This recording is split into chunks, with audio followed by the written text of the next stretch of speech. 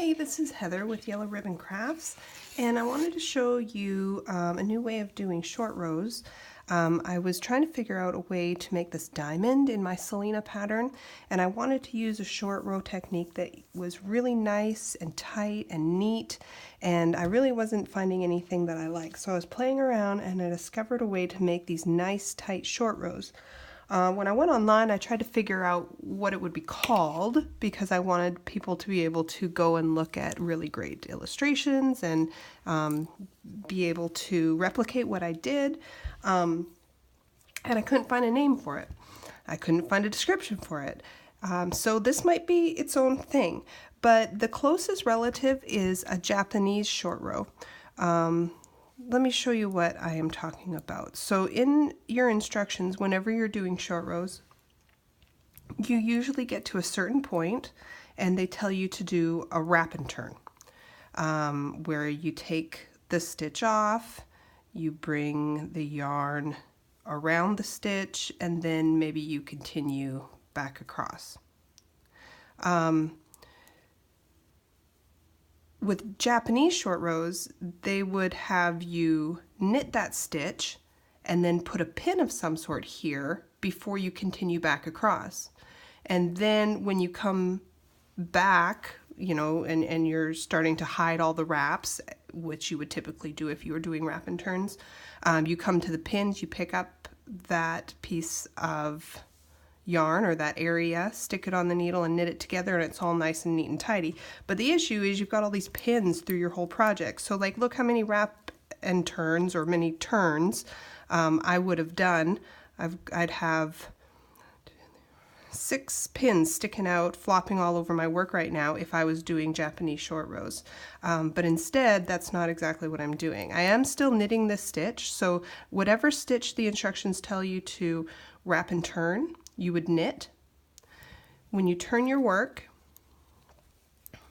instead of putting a pin right here, we're just going to take that yarn and pass it in front of the stitch. So it's kind of like we're wrapping it, but we're not. We're just kind of putting this yarn in a place where we can easily find it later. I'm going to purl it, I'm going to slip it knitwise. And that yarn is just going to go in front of that stitch, and basically we just want to be able to find that later. And we're going to purl back across.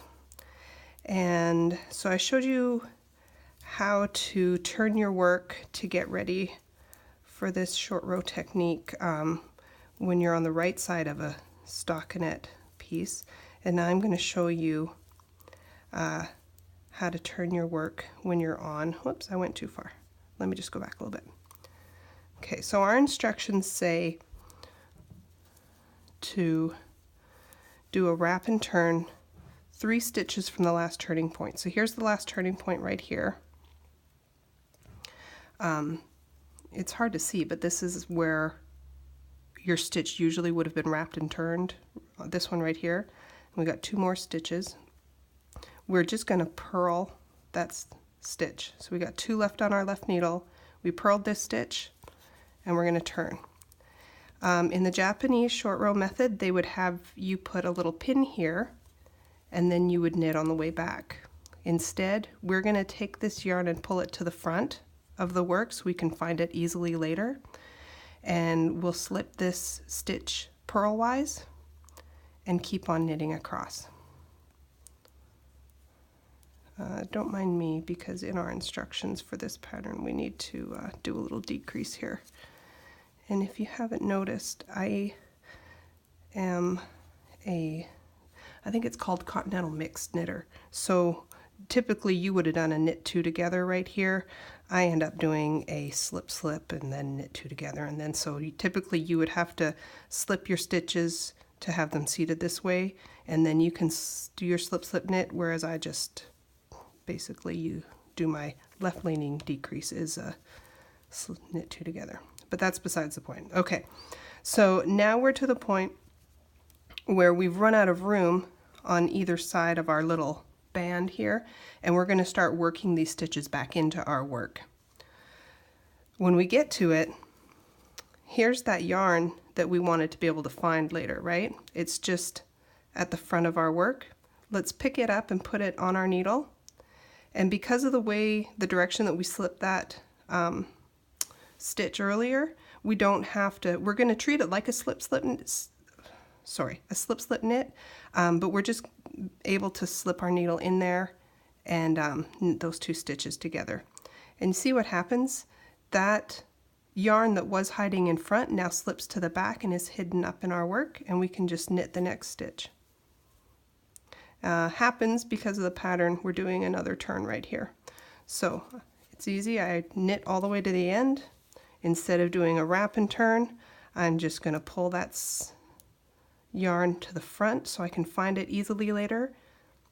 Slip this stitch knitwise and then purl back across.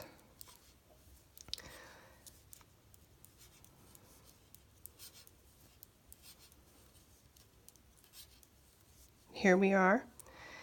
We're going to find, here's the yarn that we put to the front earlier, and we wanted to be able to find it. We're going to pick it up and place it on our needle, and we're going to purl it and the stitch together. And it's just going to fall to the back and get nicely hidden. And we'll purl our next stitch and turn, and we'll do this one more time just so you can see. When we slip it, we're going to pull that yarn to the front so we can find it later. We're slipping that purlwise, and we're just going to knit across.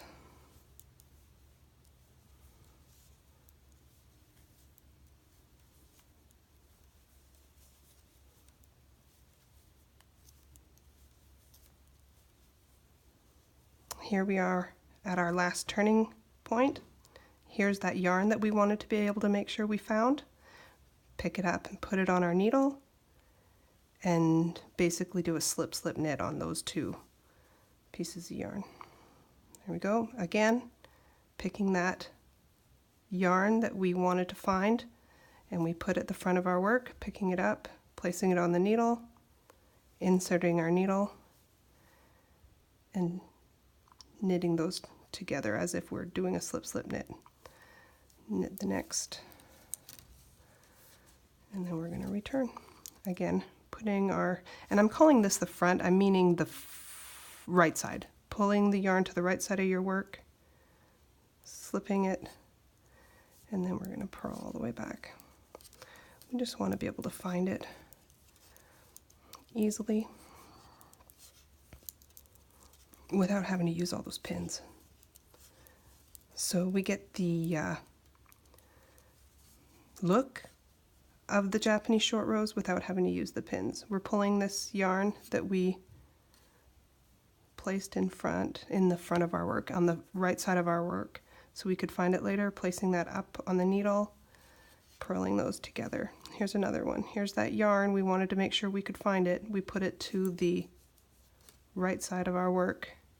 We're going to pick it up and place it on the needle and knit it together, or purl it together. Purl the next one and turn. So we can kind of see now what's happening here. Here's our short rows right here, worked back together. They're nice, they're snug, they're tight. You don't see any bumps. There's a little bit, here's what the back side's looking like. It's really not noticeable on the back side either. It's definitely more noticeable on the back than on the front, but it's still a really sleek look. Here's the back side of this finished piece, so you can see a little more. So what the back side ends up looking like. So it's not invisible on the back by any means, but it is nice and tidy and neat, and the front side is very tidy and neat.